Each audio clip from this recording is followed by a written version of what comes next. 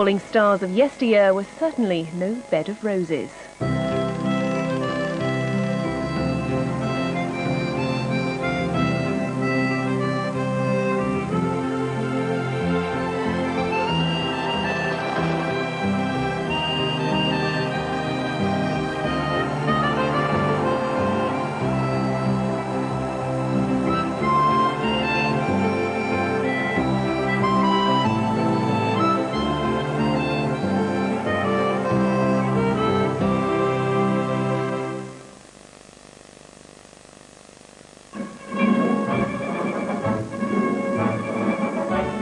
The gates opened and a real flood tide of enthusiasm marked the prelude to a high-powered cut-tie battle. A neat bit of passing before the game gave schoolboys a rough ride to a front seat.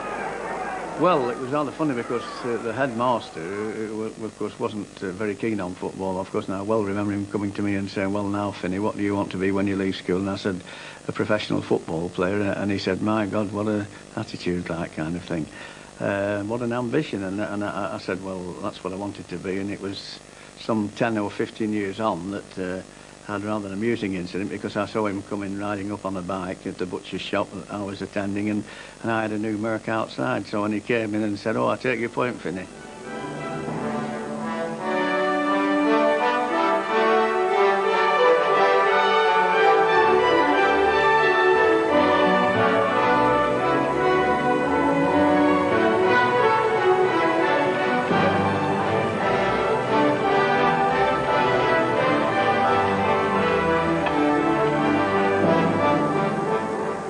This is the story of the golden years of football.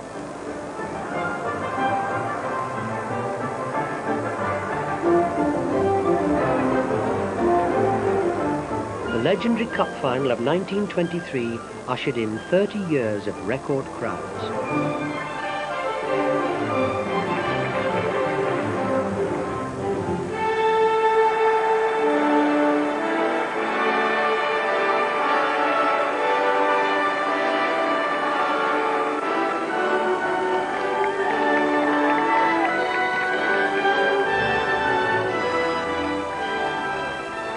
Every town had its football heroes, and every back street had its dribblers who dreamt of glory. Well, in those days, every kid wanted to be a footballer. He wanted to play for his local team. And I used to practice quite often against a wall with a little tennis ball, not a big ball, because we couldn't afford a big ball in those days. And the tennis ball, with being a small ball, I think it improved my ball control.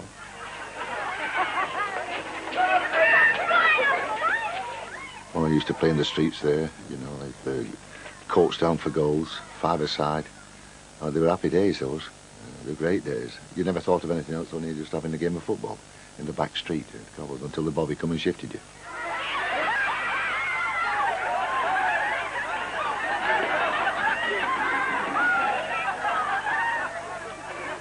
Then when I was 17, of course, that was a big day for me, turn pro. My sign-on fee was £10. I'm a pro. I'm playing for Stoke City. It was there. And £10 to put in the bank was a lot of money. Tommy Lawton, England's centre-forward and now captain of Notts County, was in great demand before the FA Cup first-round match against the amateurs from Horsham. And now here are some episodes from the match with the spotlight on Tommy, white shirt number 9. It was nice to be recognised, you know. It's everybody's got their ego, I suppose, really, you know. I mean, you're walking down the street and somebody says, "Oh, yes, yeah." Wouldn't you? I mean, you know, you think, "Oh, that's nice.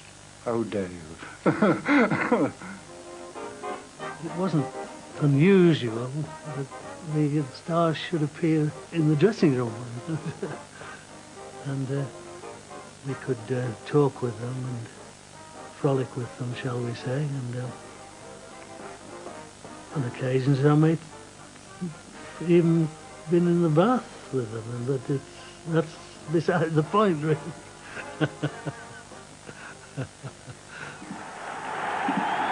said if he won a Cup Winners' Medal, he'd walk on the roof of the Wembley stand.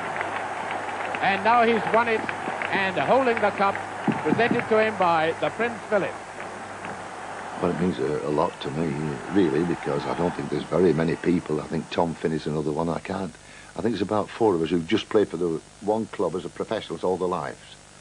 I feel very proud of that, because Bolton have always been great with me, especially the fans. I've been really a lucky lad.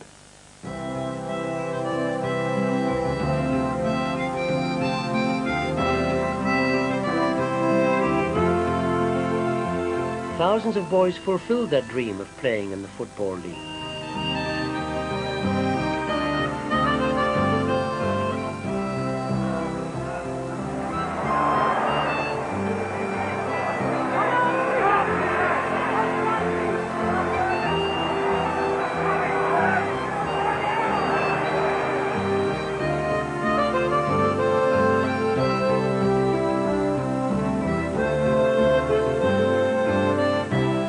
But there was another side to the life of the professional footballer, now long gone, but not forgotten. We had no say. We were more or less like slaves in those days. The clubs operated a tied labour system, which allowed them to retain footballers indefinitely, often against their will. Requesting a transfer was like Oliver Twist asking for more, even if you were the greatest goal scorer in the country. I said to Harry Cook, who was the trainer, could I see the governor, Harry? What for, he said. Because he got to make an appointment to see the boss. And Harry got on the phone and said, like, you know, Long wants to see you, Mr. Kelly, and what's he want? Well, I don't know, he said, he just wants to see you. Right, send him up in 10 minutes, he says. He said, make sure it is 10 minutes, Harry. 10 minutes on the dot, you see. I knocked on the door, opened the door, and what? Stop! You know, I just got inside the door. Stop! And I looked around the door, and there's still a big long room, and he's right at the bottom. Sat behind his desk with his papers. Go back outside, close the door, and when you knock, you will hear, come in. And when you come in, stand on that mat and wait until you're told to come in front of me. I said, right, yes, sir, yes. Close the door, knocked on the door. Come in, stood on the mat. Come forward. Closed the door. What do you want? I said, well, Mr. Kelly, I've come, you know, I want a transfer, to be honest. I want to get out of it. He says, puts his glasses off and looks at me. He says, you what? You want a transfer? He says, I've been trying to give you away, he says, for this last 4 months, he says. You want a transfer? He said, you know where you've come from, there's the door, open it, close it quietly, press the bell, get into the lift, go downstairs, go and do your training this morning, come back this afternoon and do your training this afternoon, and do the same the rest of the week. Don't waste my time, he said. Oh, he felt that big. Taught me a lesson. I thought, well, how lucky I am. That was it. Once you signed for a club, a league club, you were that club's player. And unless they said you can go, you couldn't go. So they could virtually put you out of football. They did that with me. Cliff Britton. He came to Everton as manager. And he wanted a different style of play to what we were used to playing at Everton, which was pure football, pure science, if you like. He wanted the long ball out of the penalty box. We never had rows about it. He just said, you nearly got us in trouble then. And I used to say to him, well, when I get you in trouble, then come and tell me. But he never did. Instead, he left me out of the side. Instead of being offered a transfer, T.G. Jones was retained at the club's convenience. It got to the stage where I couldn't get a game even in the reserve side. So, some friends of mine played games on Saturday, Harden Grammar School Old Boys. They asked me if I'd come and play for them, and I did. Well, you see, it was a bit of a joke, really, because I was captain of Everton and captain of Wales. It was comedy, really, but that's what happened. Unlike the turnstiles and the pools promoters, the men who make the game seldom make fortunes.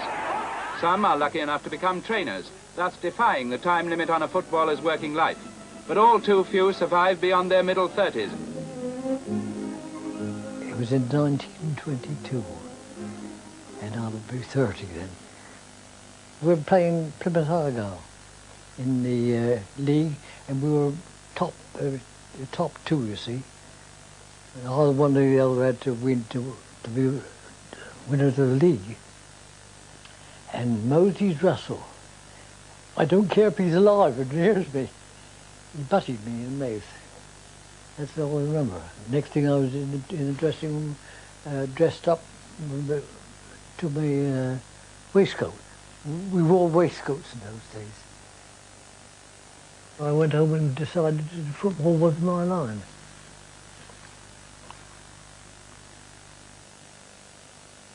I had several injuries, you know. That knee injury was the worst. Cartilage trouble, you know, to break down. I was never the same after. I had an operation, had the cartilage taken away.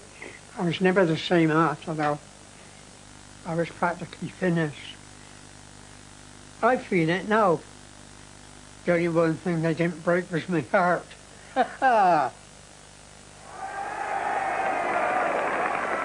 Building a nest egg was nigh impossible. The clubs placed an upper limit on the wages even top players could earn. In 1930, the Players' Union tried to negotiate better terms, but to no avail. And in the Great Depression, strike action was never an option. The maximum wage before the war was ridiculous, really. For instance, no matter what level you achieved, the maximum you can have was £8, with a £2 win bonus and a £1 draw bonus.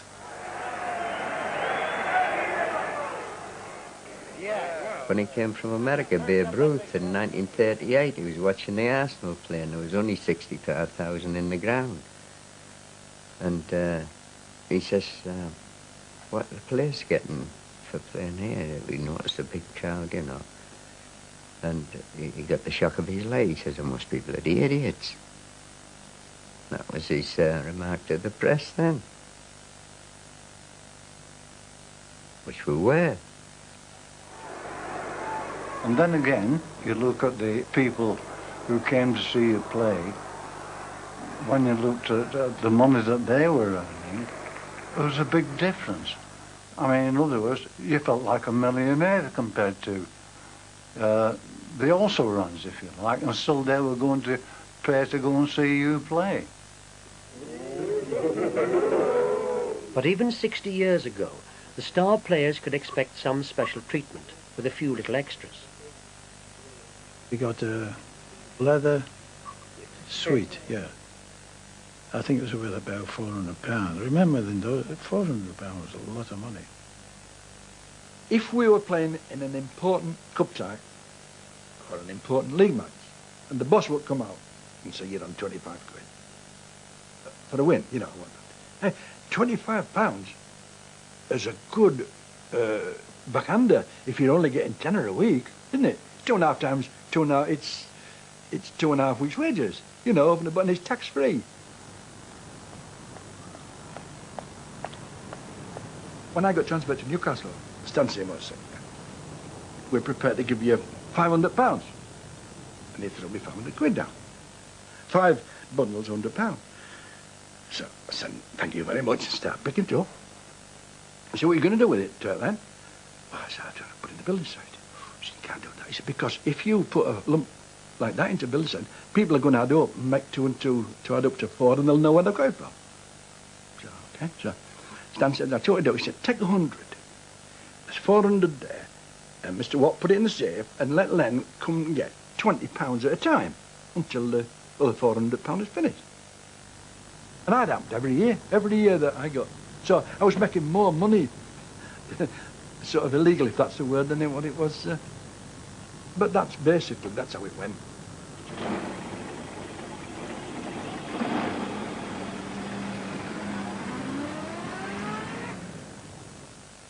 Such dealings were probably the closest players ever got to directors.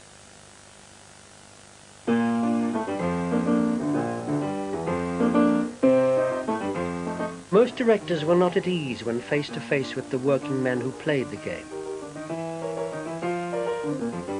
Secretary managers were appointed to act as a buffer, but even they wore suits, not tracksuits. And few thought it their place to interfere with tactics or the coaching of the team. There wasn't any tactics at Newcastle, there wasn't any tactics at Sunderland, basically, really. You know, there weren't any coaches as they are now. We had to form our own tactics. Oh dear, well, the training methods, yeah, they used to have the dog track around there, you know. when I went to Stamford Bridge, they were all watching the dogs. That was a training. That was a training at Stamford Bridge. I think I'll back number 4 this afternoon. We never saw ball. We weren't allowed in football. Dart. The ball years and years ago never played a part as far as training was concerned. It was just lapping round the ground for about half an hour, 3/4. You probably do, I don't know, 30, 40 laps. And then you'd come and do body with the heavy medicine balls and weights, and then you'd do sort of limbing exercises. And then after, say, for about 5 minutes, you used to throw a ball to play a game. And they used to say, well, you'll be hungry for football, you know, on a Saturday afternoon if you've not seen it all week. Well, as I said, when you saw it, you didn't know what the hell it was. You know, but it was a football. To get a football, we had to steal a ball from one of the rooms where they were kept. And old Coley used to go mad when if we pinched a ball and went out on the pitch. And he was running around from one to another. We kept the ball flying, you see, and he was trying to get this ball back again. And we'd all keep it rolling until he was shattered and gave in and left us.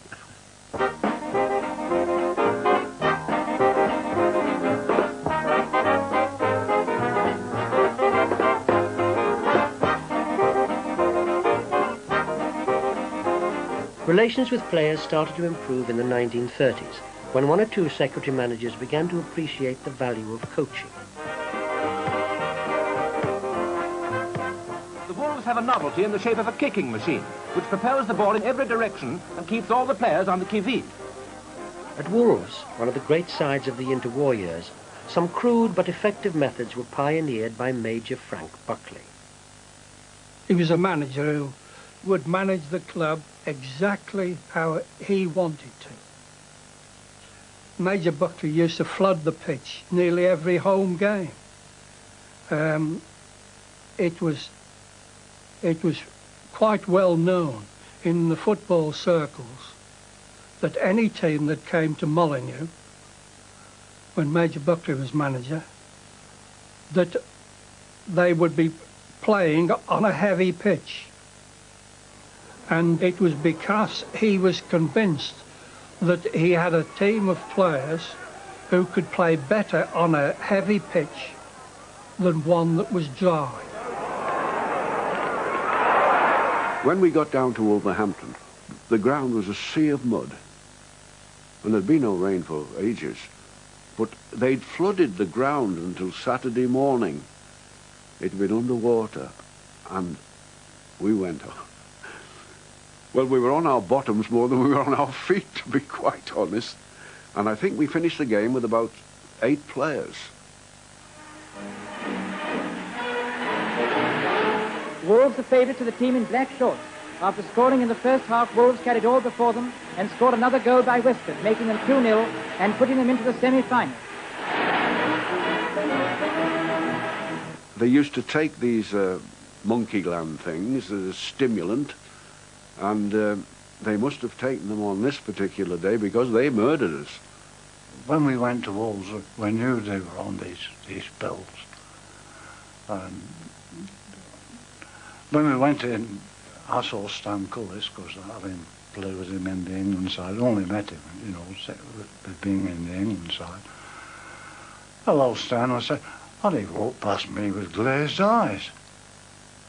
There's no question they were on these monkey spells here, they definitely were. And after the licked us 7-1, I was sure they were. No, it was purely Major Buckley's idea of getting the headlines. We'd had an anti-flu injection, and he'd managed to transfer it to the press as being the monkey gland treatment. La-di-da-di-da, la-di-da-di-da, all good pals and jolly good company. Hey! Buckley was overshadowed by the man many feel was the greatest manager of the era, Herbert Chapman. This miner's son felt no embarrassment dealing with footballers. At Huddersfield Town and then Arsenal, Chapman was renowned for his fatherly manner.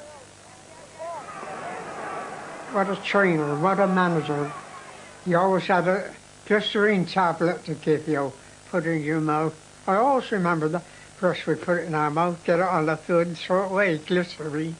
And he had such a silky, gentle voice when he talked to you. You couldn't take offence at anything he said to you. If he told you were a silly bugger, you know, you just, well, I'm a silly bugger. That's how I felt, anyway. He wouldn't allow us any cigarettes if he could help it.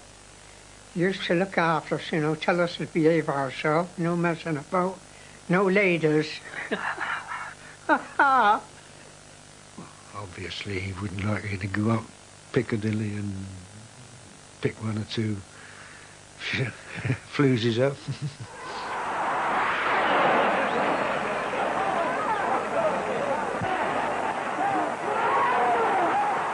Chapman took Huddersfield Town to a record 3 consecutive championships.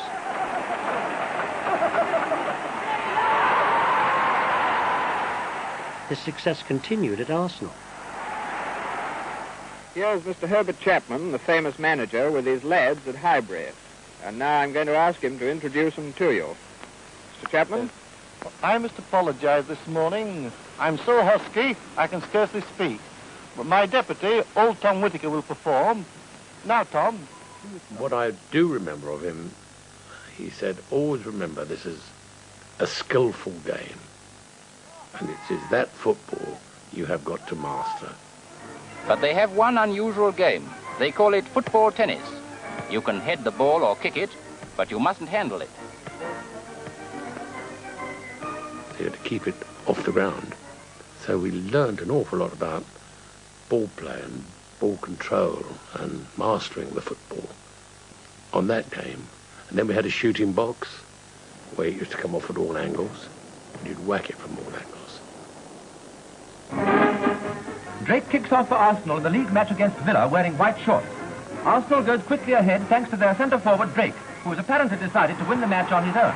Continuing his display of brilliant opportunism, he plays ducks and drakes with the Villa defence. Villa's expensive experts are unavailing, and Drake scores at regular intervals, getting 2 more in the first half. If Villa's 1, he gets 7, equaling the league record of 47 years standing. And one thing I remember was that I cracked the ball, hit the bar, came down, and the bar must have put spit on the ball because it came out and it was already over. And it so happened that the referee that day was Mr. George Reader, a great friend of mine and a Southampton colleague of mine.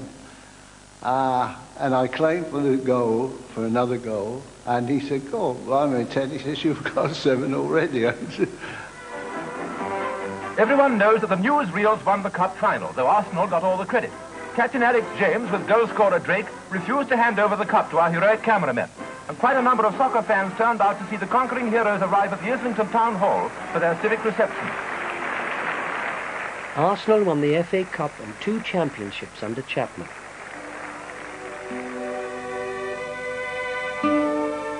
But in the year of a 3rd consecutive title, he died suddenly of pneumonia.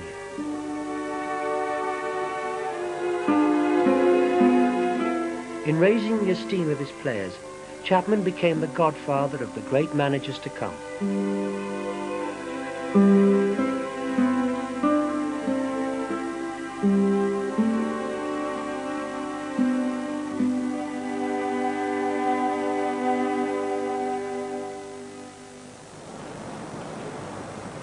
His successor was George Allison, a man with a very modern instinct for public relations. His knowledge of football itself was dangerous. Didn't know very much about that. But publicity, he got the maximum amount of publicity for the club.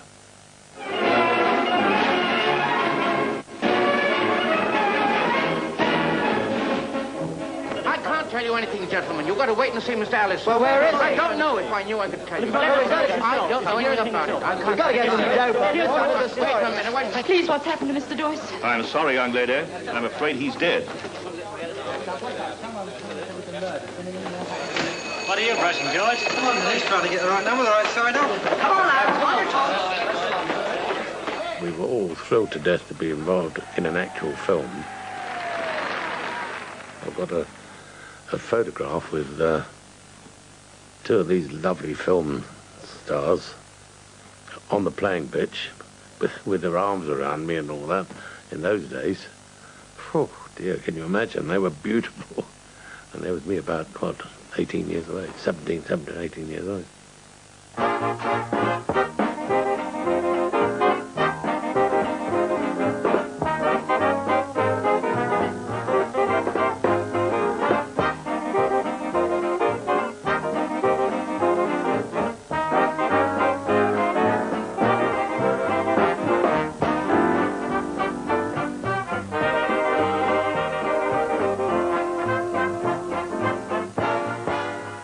Playing for Arsenal was like a warm bath.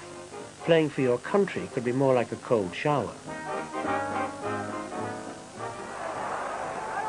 When you picked to play for England, you would receive a notification from the Football Association. Dear Hardwick, you have been selected to play for England against Scotland at Hampden Park. You will report to the hotel in Scotland, in Glasgow, at such and such a time, bringing with you your boots, etc., and a bar of soap. Whenever we went away, the directors were in the 1st class and the players were in the 3rd. And that was very nice indeed, you know, to realise where you stood. In other words, you were a 2nd-class citizen and they were top meat. Cup final enthusiasm prevails in Berlin when England meet Germany on the soccer field. All the courtesies are observed before the start. God Save the King is played.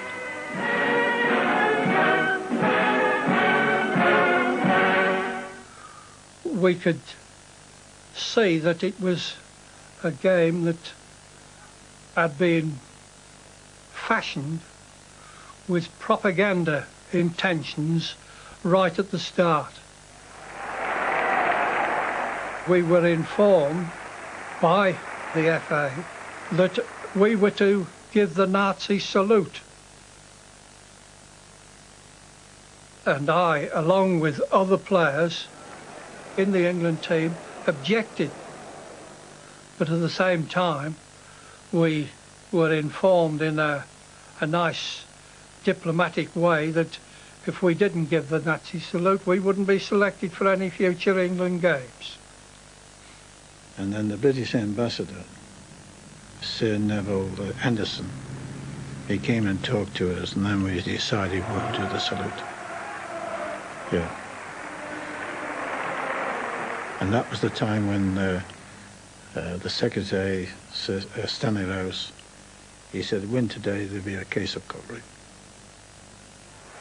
After England have taken a 3-1 lead, Matthews, their right winger, runs through to add a fourth.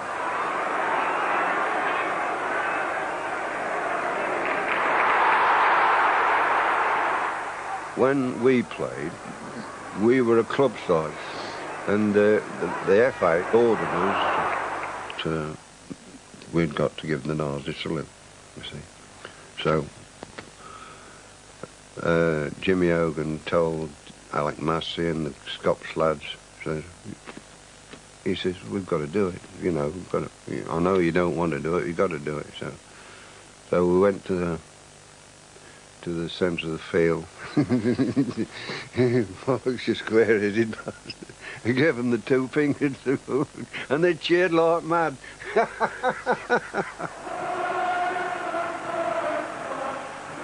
But the funniest penalty I ever took, we were playing in Hamburg, and I was taking my time and putting this ball on the spot, and the German goalkeeper came off his line. He says, "You English pig, you English pig."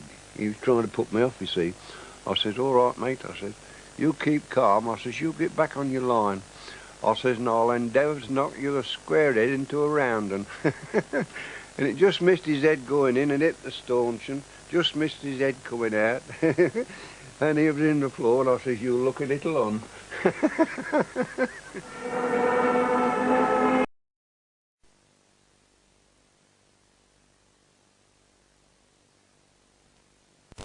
Just missed his head going in and hit the stanchion, just missed his head coming out. And he was in the floor, and I says, you lucky little un.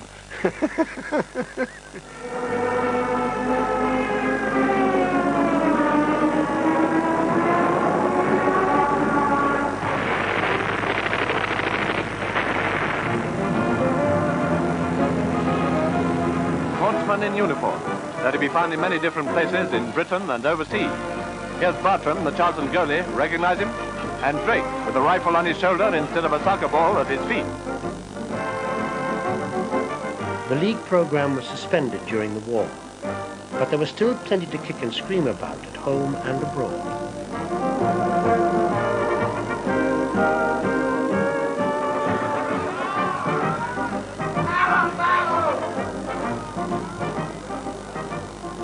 Well, when I went out there, I didn't think I was going to see much football, of course. But having got out there, I found they had virtually a full professional side out there.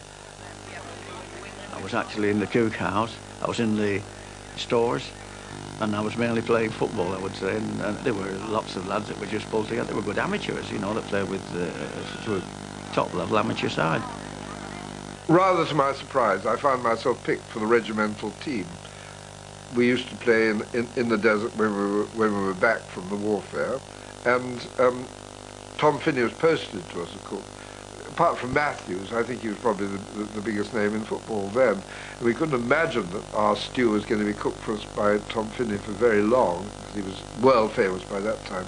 But he did have this unhappy experience playing the same forward line as me, and I spent a day trying to pass the ball to lay it off, as we call it now, to Tom Finney. But every time I did, he'd run in to score the goal, and I thought he was still outside on the wing. I don't think he got a ball from me in the whole match, and I don't think he will remember that match with great pleasure. At one of the camps somewhere in Britain, ex-German sailors saved from sunken U-boats and ex-German airmen whose planes were brought down are learning to start life afresh in more peaceful jobs. And if you could read deep down into his heart, maybe you'd find him saying, well, it isn't so bad to get away from it after all. All work and no play makes even Fritz a dull boy. So it's the German U-boat service versus the German Air Force at Fußball. I came to the notice even as a POW to some of the professional clubs. Eventually I signed for Man City. And of course there were apprehension in the followers of, you know, the supporters of Man City signing a German. There were marches with banners, you know, saying, if you sign this German, we are going to boycott the matches, and so on and so on. The first reaction from myself was, oh, a bloody crowd coming to Main Road. But it didn't turn out that way. You began to like the when you got to know him, he was a great fella. Great fella was a champ. Brilliant goalkeeper. No doubt at all about that. It was the Rabbi of Manchester, Mr. Altman, who said, you're silly people, you can't blame a single German for what happened during the war. So let him show us that he is a good player. In the first game we should have lost, so the paper said, you know, 7, 8, 9-0. And we lost 1-0. So consequently, you know, they said, I had a marvelous game. And when the game had finished, the crowd stood up and applauded me. And I think that was the most moving, you know, aspect of my footballing life.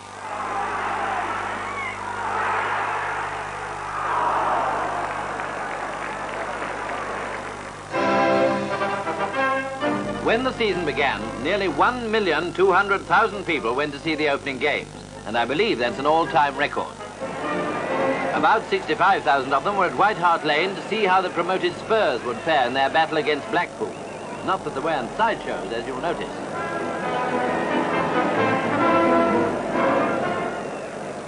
It was no secret that we went to football.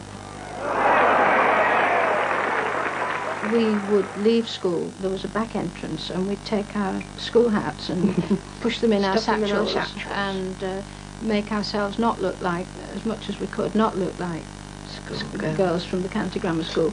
And off we would go over the railway bridge and up Manchester Road. Half running up to the second Manchester half. Road to get and there that for the was what second we half. did. And we were never found out.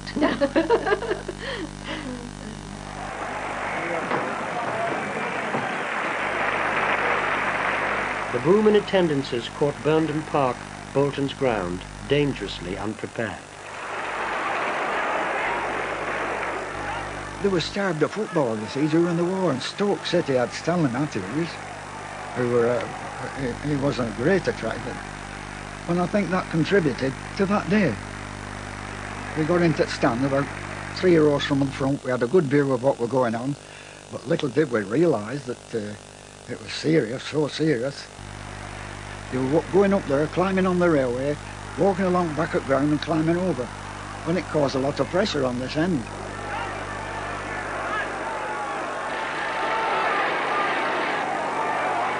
I was beginning to be so uncomfortable that I asked the men in front of me if I could pass them and come down, because I wanted to get onto the track where I think a few people had climbed over the fence. And these men said, there's no way you can get down there. And the next thing I knew, they'd lifted me up above their heads. It was really marvellous of them. And I was passed over the heads down onto the track. Not very dignified, but I was very glad to get out of it. And when I got onto the track, on the pitch, in that corner, there were a number of bodies. People were dead, and I should think there were possibly, I don't know, maybe 8, 10 lying on the ground. When we were playing, I turned round and I saw the fans coming over the fences and sitting down on the touchline. We didn't know what happened. And I thought they were fainting cases, because you could see there was a bit of commotion on the terrace there. And the person who ran on, he just said to the referee, will you stop the game, please? Those people are dead. Referee blew his whistle and went into the dressing room, and we didn't know what was happening. It was only afterwards. And the referee came in and said, well, we better finish this match. He didn't say there was any disasters or anything like that. It never impact until the next morning when you read all the newspapers, which was terrible.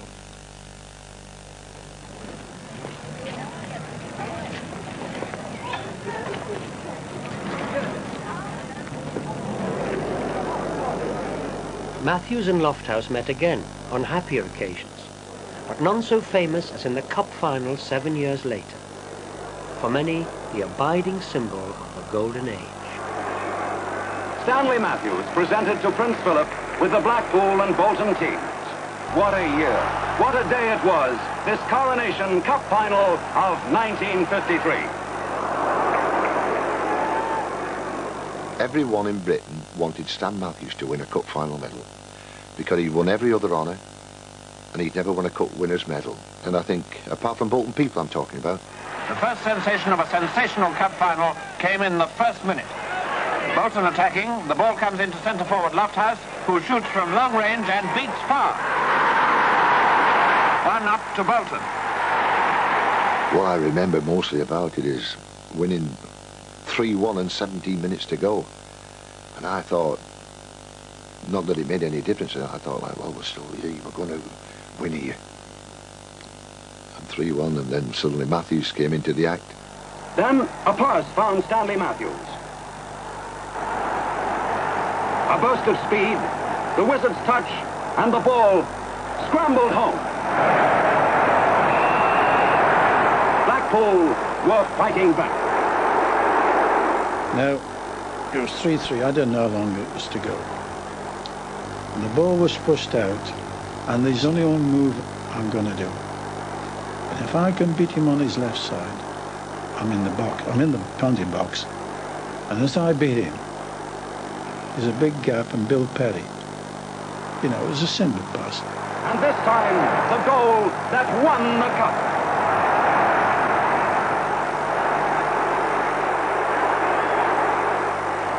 When it was his turn to meet the Queen and shake hands, what a roar from the crowd for this great spirited player. The starriest moment of his career, the Coronation Cup final. Winning a medal. That was ambition when you were a young boy. It was a great feeling.